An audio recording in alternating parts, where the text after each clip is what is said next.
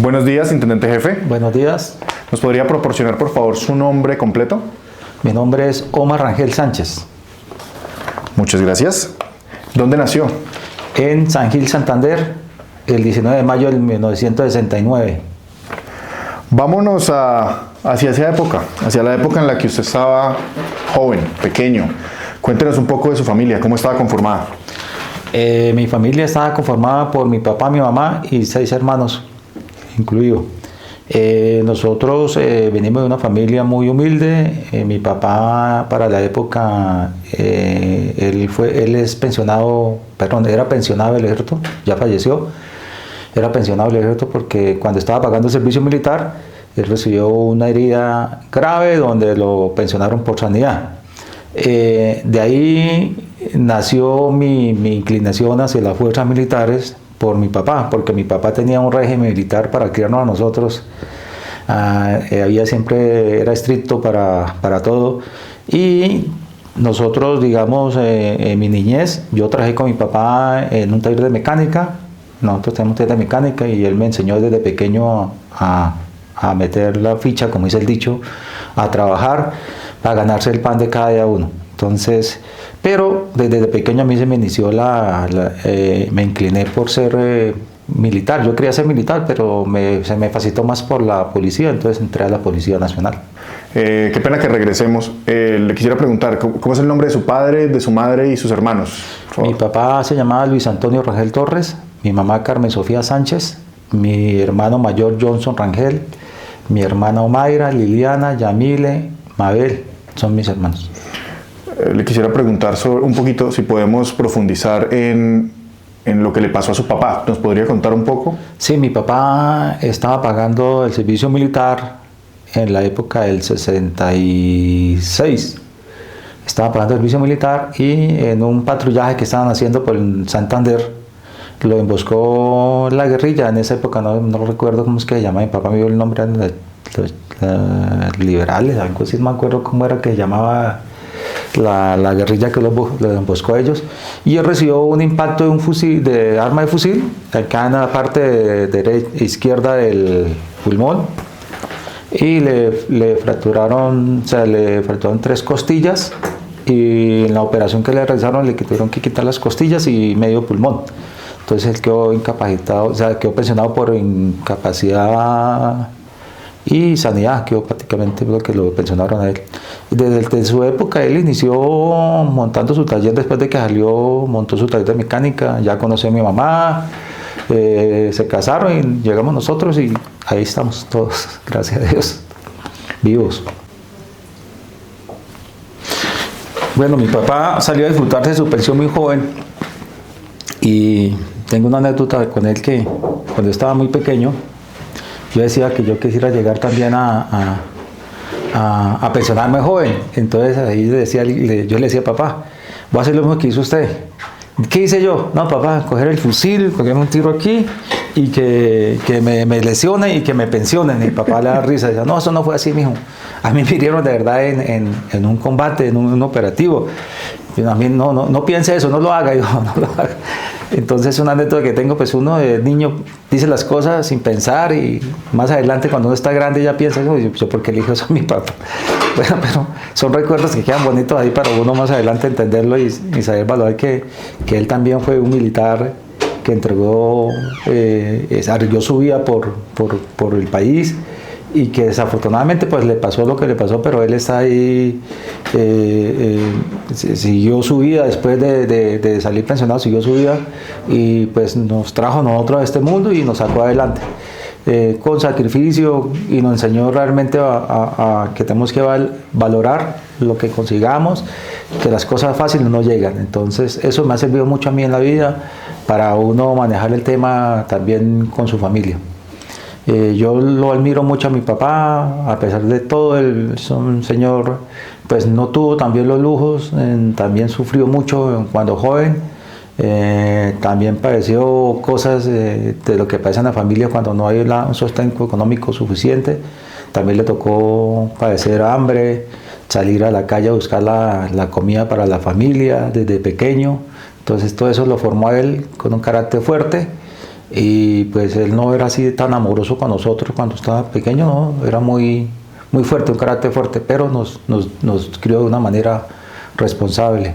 Por eso lo admiro mucho y hasta hace poquito que lo tuve hasta el año pasado, antepasado, perdón, se nos fue.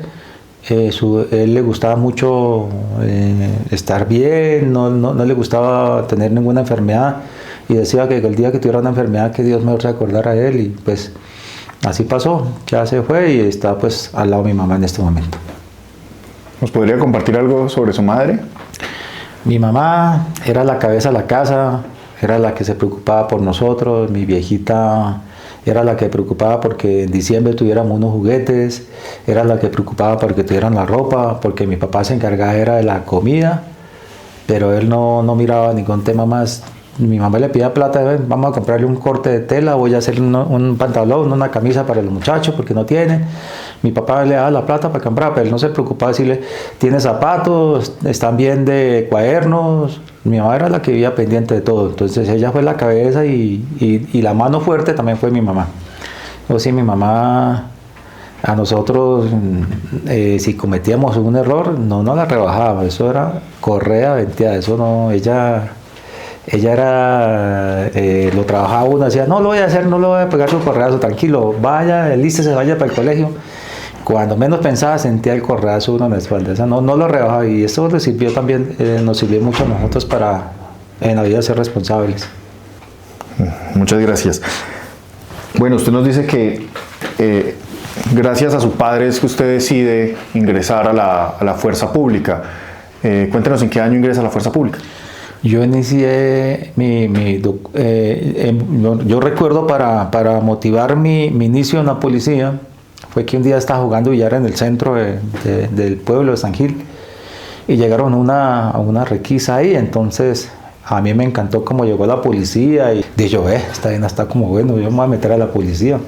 Y me fui para la estación de policía del pueblo y averigué cuándo eran las incorporaciones y ellos me dijeron, no, para tal fecha son. Precisamente era como el mes siguiente y yo me inscribí y cuando me llamaron que presentara exámenes, yo presenté todos los exámenes, me fui para Bucaramanga, mi papá no me quería apoyar. Me decía, no, es que usted, esa de la policía es feo porque eso está muy violento, no quiero que le pase nada, más bien mire a hacer otra cosa, pero económicamente no había la forma de estudiar una carrera, o sea, uno podía terminar su secundaria, pero no había cómo estudiar una carrera profesional. Yo quiero ir más allá. Entonces yo tenía una cicla y la vendí y con eso me pagué los exámenes y ya cuando ya tenía todo aprobado, mi papá sí me apoyó para entrar a la policía. Y ahí inicié el 4 de abril del 88, me presenté a la escuela y inicié mi carrera. ¿Recuerda ese entrenamiento inicial? Ese cambio de la vida que usted tenía ahora a ser parte de la institución castrense. Claro, cuando yo llegué a la escuela, yo creo que era uno de los pelados más sanos que habían de todos los compañeros, porque uno escuchaba hablar cosas de los compañeros y yo tenía una educación de mi papá que era muy restringida, o sea, yo no podía salir a la calle hasta las 9 de la noche y ya me entraba y no había probado ni un trago en mi vida. Y uno escuchaba ya en la escuela a los compañeros que llegaron con nosotros que tomando trago y que con novias y que una cosa y otra. Y entonces cuando empezamos las pruebas físicas en la escuela, que eso sí era tremendo porque allá sí en esa época le decíamos nosotros el volteo. Entonces el volteo sí era duro porque allá para uno poderse ganarse la dormida tenía que correr y el que llegara, los primeros que llegaran lo iban mandando a uno la recogida, llamaban allá la recogida, la dormida. Entonces yo iba con un físico más o menos bien porque yo le estaba entrenando ciclismo antes de entrar a la policía, estaba entrenando ciclismo y yo ya iba con un físico bueno. Lo único era que me variara el clima porque era muy frío. Sí, los primeros días sí estuve a punto como de irme por el frío tan tremendo que había allá, pero ya después me adapté. Y una historia que tengo es que yo me acuerdo que yo cuando me fui para la policía yo pesaba 45 kilos y medía 1,66. Y llegué allá y me crecí, salí pesando 75 kilos y salí midiendo 1,72. Y cuando yo llegué a la casa, mi mamá me le da risa porque el pantalón me quedaba todo como un charco, charco, y la camisa toda apretada. Yo no podía hacer así, donde yo me abriera duro, se me reventaba la camisa y el pantalón suelto porque no podía abrochármelo ni nada. Entonces mi mamá le daba toda risa, pero afortunadamente mi mamá era modista y ella en 2 días me hizo mi ropa nuevamente. Qué buena anécdota. Sí. Y también lo que me dice del ciclismo, o sea, usted cambió un sueño por otro. Yo tenía mi carrera deportiva, me gustaba mucho el ciclismo, pero pudo más la carrera policial que el ciclismo, me incliné más por la carrera policial. Gracias. Cuénteme de las unidades a las que perteneció, ¿en qué lugares estuvo? Bueno, cuando salí de la escuela me mandaron para Puerto de Colombia. Allá en Puerto de Colombia trabajé en lo que es Santa Marta y Cartagena. En Puerto de Colombia para mí fue algo nuevo porque yo no conocía la costa, no conocía el mar y fui a conocer allá y algo espectacular. Eso es una de las especialidades muy bonitas con la que yo pude disfrutar más algo que no conocía, fui a disfrutarlo. Luego ahí salí para la sexta estación, para la fuerza disponible. Allá fue duro porque en esa época no había tanta tecnología, no había tanta cosa como hoy en día tienen los SMAT, el famoso SMAT, no era la fuerza disponible, era el famoso SMAT. Nosotros solamente teníamos un escudo, un casco y un bastón. No teníamos protectores de piernas ni nada, entonces uno le tocaba cuidarse mucho porque donde más le tiraban piedra era en la parte de abajo de uno, donde estaban los pies descubiertos. Entonces en esa época uno cuando le tocaba afrontar esos inconvenientes de la Universidad Nacional, varios compañeros salieron lesionados porque no teníamos la protección. De ahí salí para una estación de Kennedy de vigilancia, donde duré 1 año y medio. Allá en esa época los solteros éramos arranchados. Arranchado quiere decir que tocaba dormir en la estación y comer en la estación. No teníamos salida afuera y tocaba cumplir con todo internamente. Yo trabajaba en una subestación de Licias y la subestación era el único soltero que había en la subestación, el resto eran casados. Entonces salió una convocatoria para integrar el UNACE en esa época, en el 91, y a mí me llamaron a la convocatoria y yo fui y pues ahí fue cuando me integré al UNACE. En esa época yo quise participar a hacer la carrera para suboficial. Y entonces resulta que estando en la vigilancia, un señor mayor que era el comandante de la estación sacó una orden que nosotros teníamos que atender los casos antes de 5 minutos, teníamos que llegar a atender un caso. Y nosotros nos encontrábamos en otro caso y el señor mayor se fue y se reportó que un caso en tal dirección y él estaba esperando que llegáramos nosotros y no llegué. Entonces nos metió una sanción, a mí me metieron una sanción que en esa época era la amonestación severa. Que quedaba registrada en el folio de vida y para poderse salir de esa sanción tocaba esperar 3 años para que caducara la sanción. Y para esa fecha, cuando yo estaba en el Gablo, hasta ahora ya 1 año con la sanción y yo me presenté para el curso suboficial, yo recuerdo que me fue súper bien, de 300 yo ocupé el puesto 25 para entrar a suboficiales, pero no me llamaron por la sanción, no pude ir. Entonces me tocó seguir ahí como agente.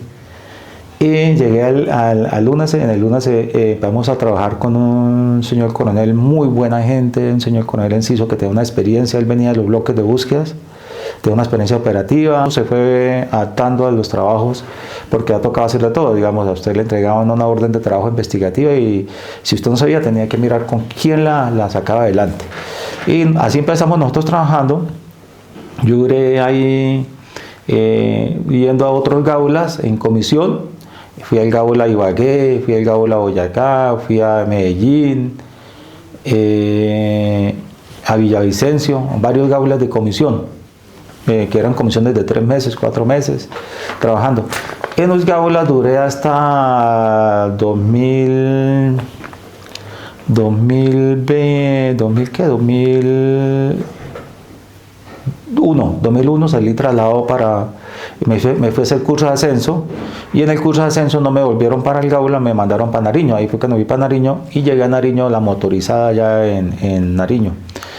Y en Nariño duré 8 meses y me vine para Bogotá y llegué a la escuela de carabineros donde me dejaron comandante del grupo de auxiliares regulares. Ahí duré con el grupo de auxiliares regulares, duré 6 meses y hice una buena labor, me pareció una labor muy, muy positiva. Habían pelados que eran del campo, que no tenían la oportunidad de estudiar por dedicarse en el campo, unos habían tenido para hasta tercero o cuarto primaria, entonces yo le hice una conexión con un instituto para que validaran su bachillerato y más de uno pudo validar. De los 50 que tenía, el 25 validaron y de los 25, 15 continuaron en la carrera policial como patrulleros. Qué bonita labor. Sí, y de ahí salí para escolta de un señor general que era muy amigo y él me pidió, entonces me fui a trabajar como escolta de él. Y de ahí de la escolta volví al DIACE, a la Dirección Antisecuestro, en el 2004. Volví otra vez y ahí fue gracias a Dios salí ya con mi pensión. Su papá le dijo a usted que no se uniera a la policía porque era muy peligroso, ¿cierto? ¿Cuáles fueron esos momentos, digamos, el momento más peligroso que usted recuerde durante su servicio?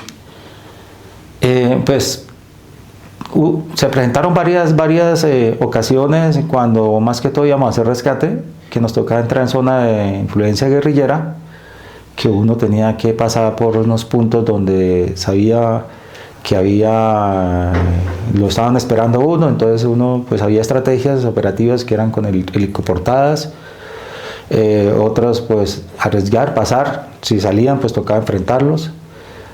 Y yo recuerdo una más que todo que estábamos por el lado de Jacopí, fuimos a capturar unas personas que estaban involucradas en un secuestro y las capturamos, y cuando veníamos nos estaban esperando la guerrilla y un campesino paró los carros y le dijo: no pasen por ahí porque lo están esperando más adelante.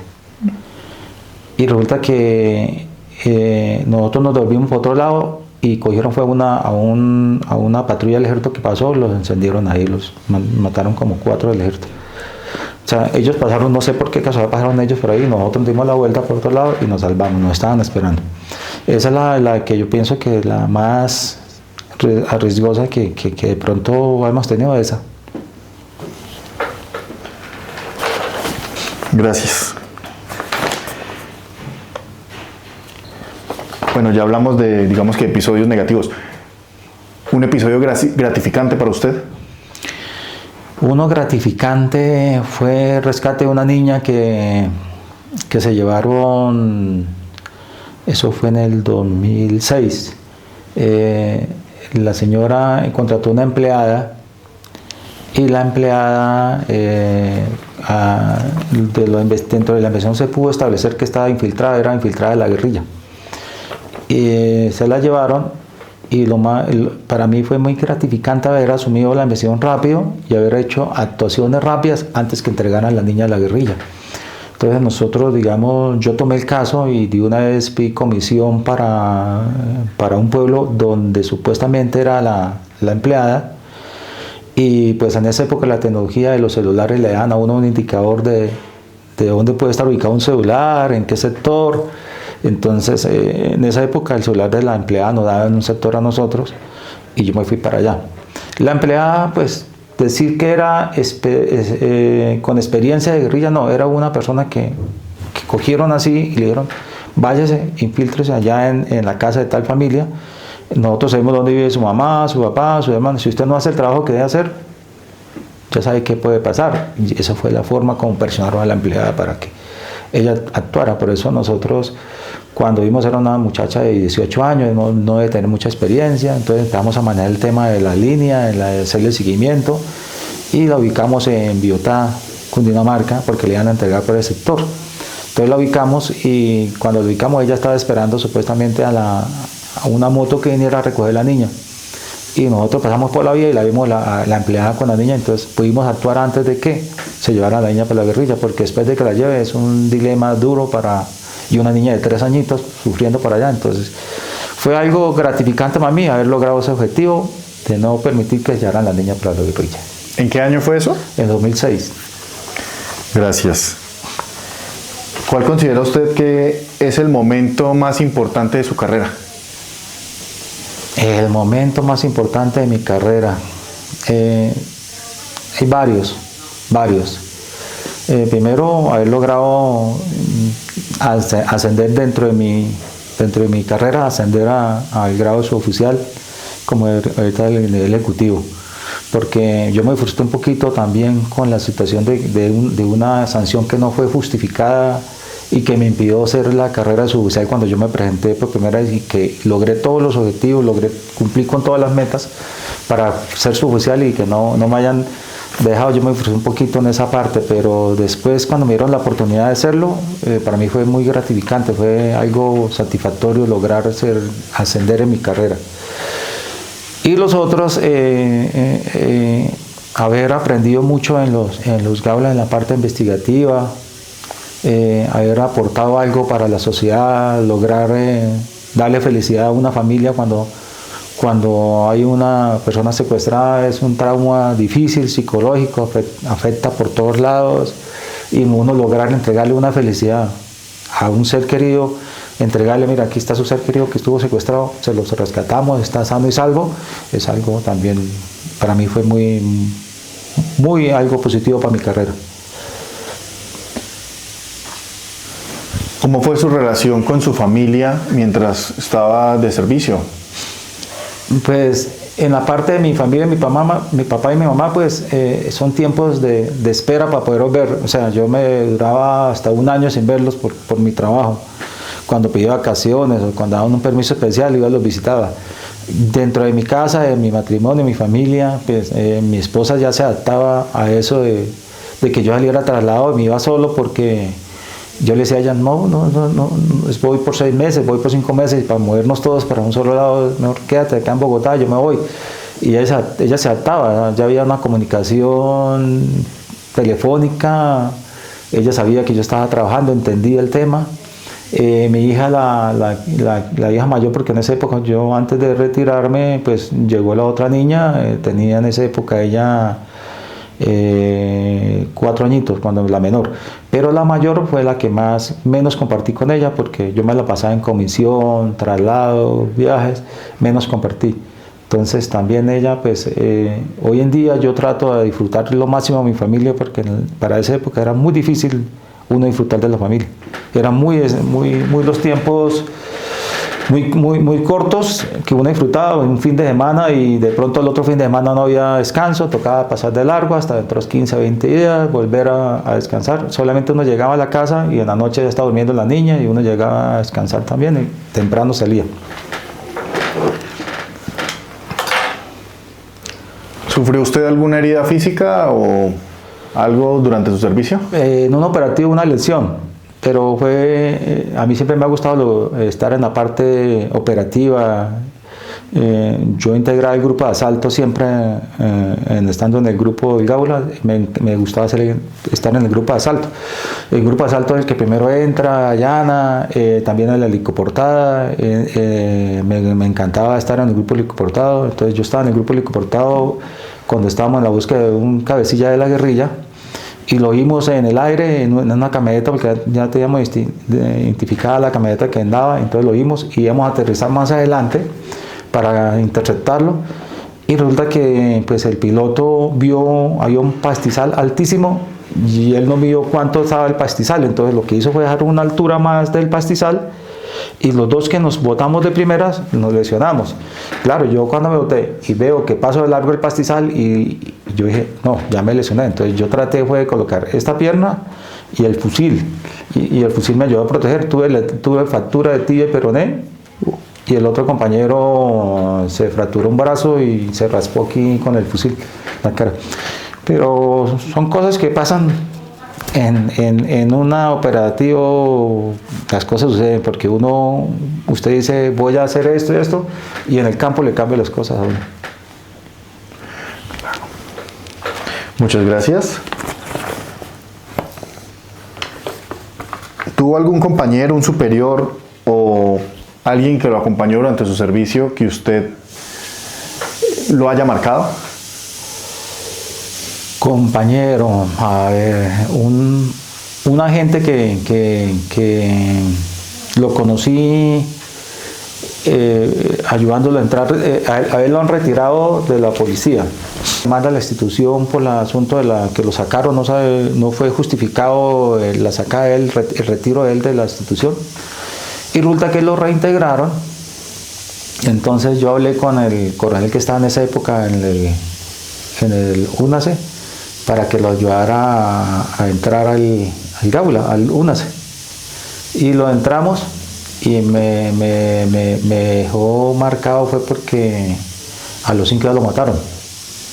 No puede ser. En un operativo. Entonces yo dije, bueno, yo tuve parte que le haya pasado eso porque yo ayudé para que lo metieran allá y era un caso mío, era un caso que yo estaba investigando y eso era de guerrilla. Él estaba por el lado de Usme y pues las órdenes dadas era que no salieran, no se asomaran porque ahí era guerrilla, bastante guerrilla, Frente 53. Y sí, ellos les dio por ahí salir, los vieron y les cayó la guerrilla y a él fue el primero que mataron, al otro lo dejaron herido. Entonces impacta un poquito, bueno, son circunstancias de la vida. Otra de otro compañero, le decíamos el Gato. Él era electricista y era agente, pero él trabajaba en la parte administrativa. Y el Gato le gustó tanto el tema de investigativo que se metió en el cuento y pues nosotros empezamos a empujarlo a que, Gato, usted es bueno, hágale hermano, ¿qué tal? Y él se metió en el cuento y era el que digamos, en un operativo, él se disfrazaba de persona de la calle. Si tenía que ir a vender una arepa, él cogía un fogón y lo colocaba y vendía arepa y se paraba ahí, se camuflaba en cualquier sector y pasaba y era el que daba la información de que esto pasa, esto está así, la vigilancia, él daba toda la información. Era un tipo, si tenía que quedarse 2 noches durmiendo en una andena allá para hacerla, se quedaba, no tenía ese algo que le dijera, no lo puede hacer, él lo hacía. Y nosotros dijimos, bueno, Gato, usted no se meta en operativos, solamente infórmenos y nos informa a nosotros cualquier cosa y nosotros somos los que actuamos. Y en un operativo, por allá me acuerdo aquí en la autopista norte con 153, una entrega, el Gato estaba vigilando al tipo y el tipo se subió por un puente peatonal.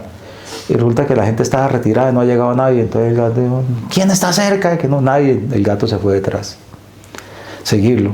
Y el tipo lo vio que lo estaba siguiendo y el tipo llegó, se bajó del puente, se subió a un bus y el Gato fue detrás a subir el bus. Cuando el tipo lo cogió, lo mató. El tipo era supuestamente un paraco, el que le disparó para militar. Entonces, es otro que me marcó porque el Gato era muy buena gente, era muy impulsivo, muy trabajador, no le tenía miedo a nada y pues nosotros lo frenábamos que no se metiera en esto, pero él no hacía caso, pero pues pasó también las circunstancias con él. Bueno, aquí tengo una foto, esta es la entrada a la escuela cuando nosotros llegamos por primera vez en 4 de abril del 88. Esta es la Sagrada Escuela Rafael Reyes. Ahí fue mi inicio como alumno de agente. Acá ya estoy en la escuela, ya tengo mi uniforme. Pues no me gustó mucho porque nos dieron botines, yo quería las botas altas, bueno, nos tocó adaptarnos a esos botines. Como todo el mundo, estamos tomando la foto con bota alta, pero bueno, ahí estamos con unos botines. Ahí estoy encargado de cuidar el alojamiento, alumno de alojamiento. Allá había varios cargos, que era alumno de alojamiento, alumno de aula y alumno de sesión y alumno de compañía. En ese momento yo estoy alumno de alojamiento, que pues tocaba estar pendiente de que se hiciera el aseo y que las camas estuvieran todas tendidas y que los alumnos tendieran sus camas. Entonces eso fue como al mes de haber llegado a la escuela. ¿Difícil eso de mantener el orden? Sí, porque la disciplina que hay en la escuela es que la disciplina, uno tiene que estar bien presentado, cada alumno tenía que cargar su peine, su pañuelo, su papel higiénico bien doblado en cuadros, porque allá no podía arrugarse el papel higiénico tenía que estar bien. Y en las mañanas cuando había la formación le decían, no, saquen el peine, saquen el papel higiénico, saquen el pañuelo. y le hacían abrir la camiseta a uno para mirar que la camisa, para mirar que la camiseta fuera limpia y no estuviera sucia. Y fuera de eso los tendidos tenían que quedar bien templados, que decía los comandantes ya, que llegue una mosca y se desnuque ahí contra la sábana o la colcha. Entonces tocaba dejarlos bien templados. Y que los baños quedaran limpios. O sea, uno la levantaba era a las 4:30 de la mañana. Uy, qué frío tan tremendo, pero bueno, tocaba levantar. Había gente que no se bañaba, uno los tenía identificados allá y le decía al teniente, oiga, fulano no se bañó. Y entonces decía la orden, entre todos agárrenlo y para el lago. Entonces entre todos lo agarraban y para el lago. Entonces la gente ya no daba patica, entonces se bañaban todos ya al último. Tremendo frío, porque allá el frío de la escuela que ubicada en Santa Rosa de Viterbo de Boyacá, frío, eso en la mañana cuando se levantaba apenas veía echando el humo del pasto que salía, uy, tremendo frío.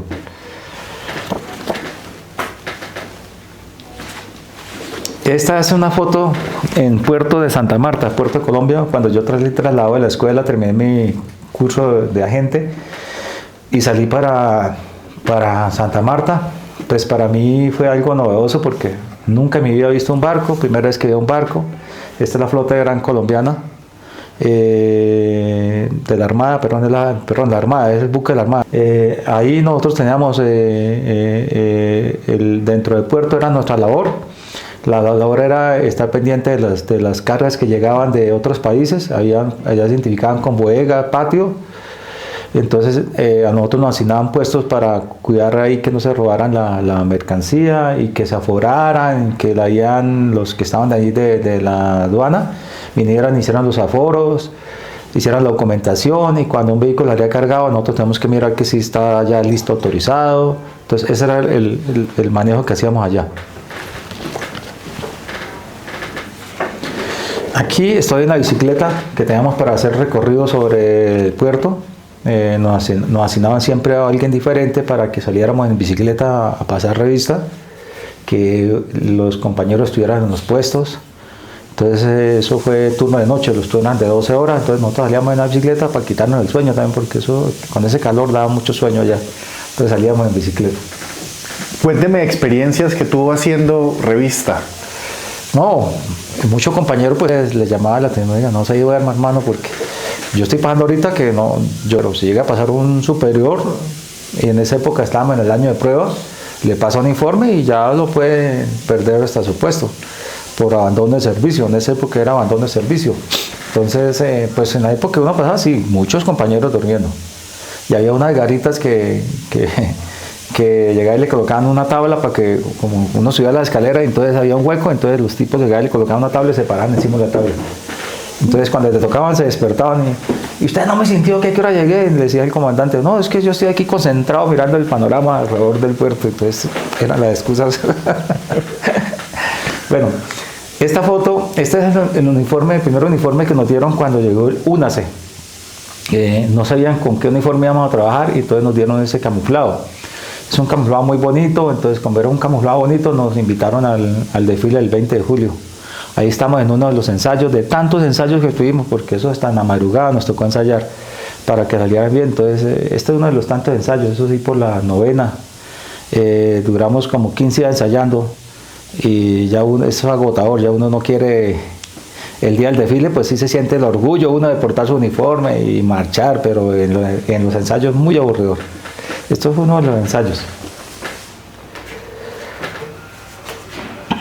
Acá fue en un operativo que estuvimos para el lado de Pacho, Cundinamarca. Ahí hicimos un rescate. Entonces ahí estábamos en la madrugada, ahí eran como las 6 de la mañana. Cuando nos tomamos esa foto estaba haciendo bastante frío. Eso ya teníamos el uniforme operativo, que era el drill como tal. El otro uniforme era más que todo era de presentación, de identificar al grupo el camuflado era para identificar al grupo en ceremonias especiales, de colocar un uniforme, pero este es más que todo el grupo, el drill era el de operaciones normales. ¿Podrían hablarnos un poco de esa operación? Esta operación fue una señora que se llevaron de Bogotá, una comerciante, se la llevaron y en esa época habían los famosos planes cabina. O sea, no habían celulares como hoy en día, eran de las cabinas telefónicas que se pegaban a llamar.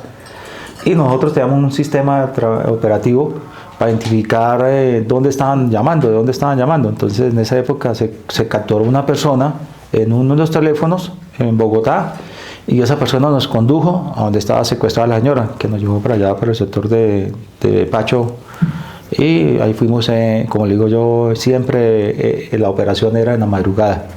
Nunca hacíamos operaciones en el día, siempre en la madrugada, porque para nosotros era mucha ventaja tener que llegar en la madrugada, porque nos podíamos desplazar fácilmente, y lo otro era la sorpresa hacia los delincuentes. Gracias. Este es otro operativo por el lado del Meta, un ganadero que se llevaron. Ese fue un apoyo. Nosotros estábamos en Bogotá y nos pidieron el apoyo porque hasta ahora se estaba funcionando el Gaula de Villavicencio, tenía poquita gente, entonces nos llamaron a nosotros a apoyar, fuimos a apoyo y rescatamos un ganadero allá. Ahí estuvimos como 2 días, sector, un susto que nos metimos en una culebra grandota que nos encontramos ese día. Eso, pues nos metieron por un matorral y cuando un compañero, ¡ay, que una culebra! Y esa culebra nos bajó para todos lados. O sea, eso quedó la sensación de que la llevábamos alguno en algún morral, porque esa corrió por todo donde estábamos nosotros. Pero yo creo que no era brava porque a ninguno nos tocó, pero sí nos dejó el trauma ahí de que algunos la llevaban en un morral porque se nos perdió, no lo ubicamos por ningún lado.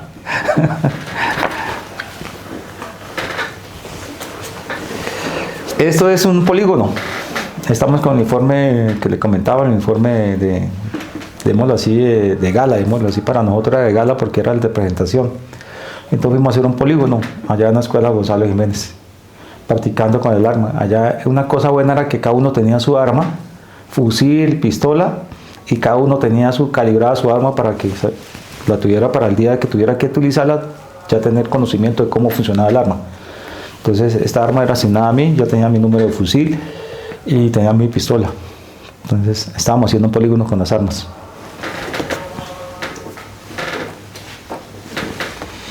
Aquí es otro rescate. No recuerdo exactamente, ayer me puse a mirar la foto y no recuerdo exactamente dónde es, pero es otro rescate. Estamos descansando, es decir, que estamos en una finca, estamos descansando. Pero sí asegurado que es otro rescate. O sea, nosotros cuando salíamos en esos grupos era porque íbamos ya a hacer un rescate. Esta foto ya de intendente, para el grado de intendente, me la tomé para cambiar el carné. Esta fue en el 2007, para el grado de intendente. Y este es un carné que me dieron cuando llegué a la escuela CESPO, la escuela de carabineros, policía, pues allá habían escuela para los alumnos para patrullero, y a mí me entregaron unos auxiliares regulares. Yo estuve comandante de los auxiliares regulares y me dieron este carnet para poder entrar y salir de la escuela. Para ahí tengo unas fotos también de rescate que hemos hecho. Tengo un rescate de un niño, una foto, recuerdo la foto. Y tengo otra foto de un rescate de un señor que tiene una empresa por el lado del barrio Carvajal. El señor lo tuvieron aquí en Bogotá y lo rescatamos aquí en Bogotá por el sector de Álamos. Entonces ahí están las fotos de recuerdo. Anécdotas de secuestrados, tengo varias anécdotas de secuestrados. Una que me dolió mucho fue un niño, Jonathan, lo recuerdo como Jonathan. A él lo llevaron, se lo secuestraron de 7 años, me entregaron la investigación a mí, yo la asumí. Ese niño me impactó mucho porque tenía la edad de mi hija, la mayor, que tenía 7 años también. Entonces le entré con ganas ese caso para poderlo sacar adelante, y pues pudimos identificar de que los tipos estaban utilizando un celular, en esa época eran análogos, no como hoy en día que ya se pueden sacar más información, eran análogos, y que uno compraba una tarjetica y uno cargaba el celular con la tarjetica con un código. Los tipos tenían esa clase de celular, una panela, un Motorola, y llamaban y se iban de diferentes sectores a llamar. Los tipos se cuidaban mucho, El fiscal no autorizó la interceptación y los tipos cometieron un error porque tuvieron que llamar de esa línea a un teléfono fijo de un negocio, porque a los tipos se les quedó el pago de una factura, que si no pagaban la factura se les cortaban el servicio. Entonces el tipo llamó, le pareció fácil llamar de ese teléfono a la línea, y resulta que el negocio quedaba a 2 cuadras del negocio donde sellaron el niño. El papá del niño era un señor que arrancaba de abajo, un señor pobre que le dio por montar un negocio un día y le funcionó, y montó otro y otro, y fue sacando una cadena de negocios. Pero era muy humilde en el sentido de cómo inició para poder tener algo en la vida, y resulta que él tenía un negocio por el lado del barrio de La Victoria, un supermercado. Los niños la pasaban en la calle, corriendo, jugando con otros niños, en un momento otro se desapareció. Ahí fue el niño secuestrado, empezaron a llamar, entonces nosotros empezamos a exigir que nos enviaran una prueba de vida. No nos enviaban una prueba de vida, enviaban era la ropa del niño. La ropa del niño olía horrible porque como que le habían enterrado la ropa y tenía un olor horrible. Entonces nosotros, no, eso no es prueba de vida, es una prueba de tenencia, lo que nos están enviando, necesitamos prueba de vida. Y los tipos no enviaban. Entonces una vez ubicamos, volviendo al tema de que hizo una llamada a un negocio, ubicamos quién era el tipo, empezamos a seguirlo, y el tipo en una de las comunicaciones que hizo para llamar a la familia nuevamente a pie de plata, lo pudimos capturar en flagrancia con su teléfono, y el tipo nos dijo, el niño lo tengo en tal parte, y nos fuimos para un sector de Ciudad Bolívar, llegamos a una casa, el niño está en esta casa, entramos. Y yo me acuerdo que cuando nos vamos a una puerta de lata que habían como 8 niños chiquiticos. Ahora sí parecía una, como decían dichamente, una escalera, así, venían así unos tras otros. Y entramos y yo empecé a llamar, Jonathan, Jonathan, y un niño me dijo, no, él está durmiendo allí, camino lo llevo. Yo me puse contento, camino lo llevo. Cuando me muestra al lado del lavadero, el niño está durmiendo aquí abajo. Y veo una tierra tapada ahí con un cemento. Yo, ¿cómo así que está durmiendo abajo? ¿Será que tienen? No? Yo pensé que tenían un hueco y empecé a pegarle y nada. Cuando empezamos a escarbar, hasta que encontramos la cabecita del niño. El niño lo mataron. Entonces empezamos a indagar cómo fue mientras llegaba el CTI para que hicieran el levantamiento, sacaran el cuerpo. Uno de los capturados, porque dentro de la casa habían tres hombres y una mujer, y los niños. Y los niños era de cada uno de esos señores que estaban ahí tenía como 2 hijos que vivían ahí en esa casa, y empezó a contarnos de que cuando llevaron al niño lo cogieron y el niño opuso resistencia. Entonces les pareció fácil echarle cinta en la cara, enrollarle cinta así en la cara para taparle la boca, y cuando le enrollaron bastante le taparon la naricita y lo metieron en un taxi y lo llevaron hacia Ciudad Bolívar. Cuando llegaron a Ciudad Bolívar el niño llegó muerto. Entonces ellos les pareció fácil aplicarle formol, enterrarlo de estilo feto, hicieron un hueco y lo enterraron de estilo feto al niño. Así lo rescataron. Entonces para mí fue doloroso, pero el dolor más fuerte es no haber logrado rescatar al niño con vida. O sea, era difícil porque el niño desde primera instancia lo habían asesinado estos tipos cuando lo llevaron. Eso es un caso drama. Otro caso que tengo es también de unos comerciantes de supermercados que se los llevaron. El señor era muy buena gente con él ahí en Fátima, él era muy buena gente con toda su gente, y él los fines de semana se iban a jugar tejo y le gastaba cerveza a todo el mundo y a todos los vecinos le invitaba a comer, y el tipo era muy buena gente, y abusaron de la confianza de él y lo emborracharon, se lo llevaron en una bolsa que llevan los muertos de medicina legal, como a la 1 de la mañana lo sacaron en una bolsa. El señor borracho lo llevaron. También lo mismo, el señor se puso resistencia y lo asesinaron. Y también empezamos la investigación. Ese caso se capturaron 15 personas, 15 vendidos. Y solamente no era él, habían otros casos en Manizales, en Ibagué, en otras ciudades, que los tipos hacían lo mismo, cogían y un secuestrado, lo tenían 2 días, le grababan mensajes y los mataban. Y la base la tenían en Fusa. Entonces cuando capturamos los primeros entregando una prueba de vida, porque llevaban una prueba de vida, los capturamos con la prueba de vida, ahí entregaron a los otros, se capturaron. En esa época, gracias a Dios, era la ley 600, y empezamos a encontrar teléfonos de secuestrados. En ese ya estaban los celulares, teléfonos de secuestrados que han tenido ya, ellos los tenían guardados en una base que queda en Fusa. Total, 14 personas se capturaron. Y también lo mismo, fuimos a sacarlo allá donde está hoy el paradero, el portal de San Carlos. En ese época no estaba todavía el Transmilenio, ahí en el portal de San Carlos lo sacamos. También tocó, lo han matado al señor. Y los otros no los pudimos rescatar porque los botaron en el río. Entonces, ese otro caso, de los casos que me tocó más a mí, esos casos pesados. Ellos hacían la grabación de las comunicaciones que ellos necesitaban. Digamos, decía, hoy es 20 de abril, un ejemplo. Entonces decían, diga que hoy es 20 de junio. Entonces grababan 2 mensajes con fechas para entregar pruebas de supervivencia para la fecha. Ya se quitaban el problema de tener a los secuestrados. Preferían matarlos que cargar con ellos por un lado o evitar que les llegaran por el secuestrado. Entonces era una modalidad. Esa es la historia que tengo de esos 2 casos que me dejaron marcado a mí por la forma como se presentaron. O sea, yo creo que yo alcancé a hacer todo lo posible por sacarlos bien, pero se presentaron de una forma que no había ya cómo evitarlo.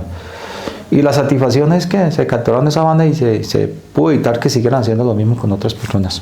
Uno de los rescates, primeros rescates que hicimos nosotros estando recién llegados a Lunace, fue el de un señor, el dueño de Vestido Jorman. Él era dueño también del centro comercial Ricaute. Ese señor fue yo digo que fue una lotería de los rescatados porque a nosotros nos pareció un informante. Me acuerdo que en esa época estaba mi general Octavio Vargas Silva, era el director de la policía. Y él llamó a mi coronel Enciso para decirle que había un capturado en Ibagué lo han capturado porque el tipo llevaba unos videos de prueba de supervivencia de un secuestrado. Entonces nos mandaron la avioneta del director de la policía, nos fuimos 14 personas para allá, solo policías. Y llegamos allá a Ibagué y en Ibagué nos entregaron el capturado y el capturado estaba comprometido a entregarnos dónde estaba el secuestro. Yo me acuerdo que decía, nos fuimos hasta el aeropuerto de Armenia y de Armenia nos tocó irnos en carro porque supuestamente el señor estaba en Calcedonia Valle, ahí pegado entre Armenia y Pereira, que más o menos Calcedonia Valle, y nos fuimos en 2 camionetas que nos dieron allá y llegamos y nos fuimos a caminar como a las 4 de la mañana, dele vueltas y había un señor capitán que ha sido Copes, que tenía conocimiento de manejo de zona y él sabía muy cómo caminar en el monte, tenía todo el conocimiento de operacional y se dio cuenta que el tipo nos estaba dando vueltas al mismo sector varias veces. Dijo, no, paremos que este tipo nos está volteando, nos está dando vueltas por el mismo sector, entonces esperemos que se aclare y miramos bien. Como a las 6 de la mañana miramos y el tipo nos ha pasado por el cambuche, como le dicen allá, el cambuche donde estaba el secuestrado varias veces y claro, y el cambuche tenía salida por la parte de atrás. O sea, el tipo lo que hizo fue alertar a los que estaban cuidando al señor para que se movieran. Y entonces a las 6 de la mañana llegamos al cambuche y vimos que ya se han movido, entonces mi coronel mandó formar a la gente, vamos a formar porque ya aquí no hay nada que hacer, ya lo llevaron, no sé por dónde lo llevaron, ya están alertados, de pronto arriesgamos la vida del secuestrado, vámonos para una finca. Entonces a mí me dejó con el capturado y me dejó con un sargento primero, los 2 cuidando del capturado. Recuerdo que cuando estábamos ahí venía un campesinito con un racimo de plátano. El campesito venía con un racimo de plátano subiendo y pasó por el lado de nosotros. Y yo le dije, por tomarle el pelo, le dije, usted está metido en el secuestro también. Y el campesito llegó y botó el racimo y me dijo, no, yo no estoy metido en ningún secuestro, pero yo sé dónde está, lo vi, ¿dónde lo llevaron? ¿De verdad? ¿En serio? Sí. Claro, me dio alegría por ir por donde estaba mi coronel, ya tengo una información de dónde está. Camine, vamos. Y el campesito nos llevó donde la nueva parte donde lo tenía, que era una casa abandonada. Lo acaban de meter ahí y habían 2 tipos cuidando y pues ahí en el grupo habían comandos, habían 2 personas que eran comandos que habían entrenado con las fuerzas militares de Estados Unidos, eran comandos y ellos fueron los que se avanzaron primero y llegaron y movilizaron a los secuestradores y pudimos rescatar al señor de Vestido Jorman. Y el señor salió en una sobadera y nos abrazó y se arrodillaba, gracias a ustedes muchachos, ustedes me salvaron la vida porque yo no pensé que fuera a ir. Yo la verdad aquí estos muchachos me tenían amenazado que me iban a matar en cualquier momento, que no, que más. Pues fue algo espectacular. Bueno, yo creo que ya podríamos empezar a hablar de su retiro. ¿En qué año se retiró? Yo me retiré, a ver, yo me pasé en el ejecutivo y en el ejecutivo tocaba esperar 25 años. Pensar yo qué iba a hacer después de mi retiro, no tenía nada pensado. Se presentó una oportunidad con Pacific. Ahí conocí, ahí estaba trabajando un señor oficial, gran amigo mío. Él me dio la oportunidad de que me fuera a trabajar, que estaban creando el grupo para allá, para la parte de seguridad. Entonces me dijo que si quería trabajar con ellos, yo le dije que sí. Pero yo en el 2011 tenía que pasar una solicitud para llamamiento a calidad de servicio porque no estaba todavía con el tiempo suficiente, tocaba esperar los 25 años.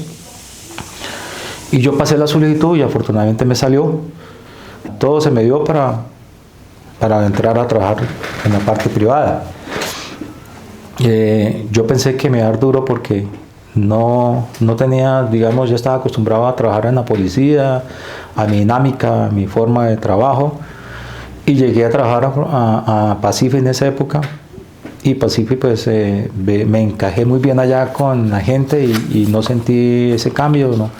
Prácticamente estaba manejando investigaciones de hurtos, yo informaba a la fiscalía, era mi trabajo, mi labor, junto con el señor oficial, para poder sacar adelante los procesos que tenía en frontera.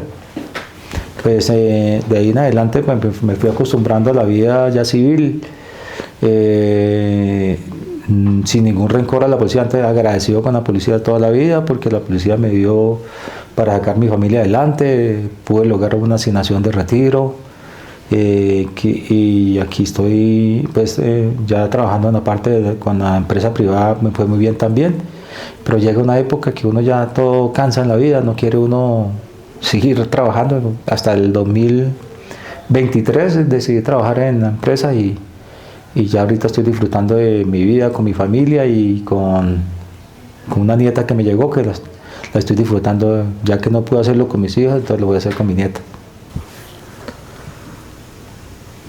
¿Qué mensaje le gustaría dejarnos? Para mí, ¿puedo hablar de la entrevista? Esa entrevista Sí, señor. Me hace compartir detalles, anécdotas que de pronto no he podido compartir desde que me retiré con nadie, sino las tengo aquí guardadas.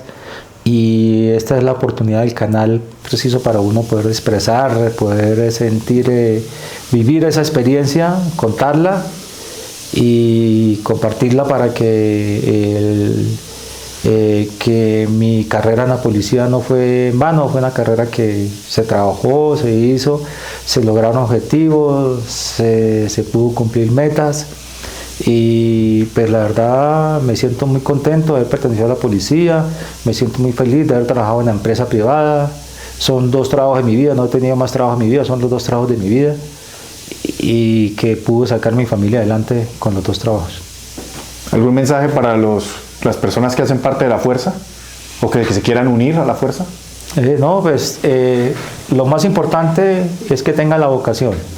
Que tengan la vocación de entrar a cualquiera de las fuerzas, bien sea militar o policía, que tengan la vocación y que tengan la disciplina, que sean personas correctas, cumplan y que dejen su legado para los que vienen atrás, para que el día de mañana pregunten quién era el intendente jefe Rangel.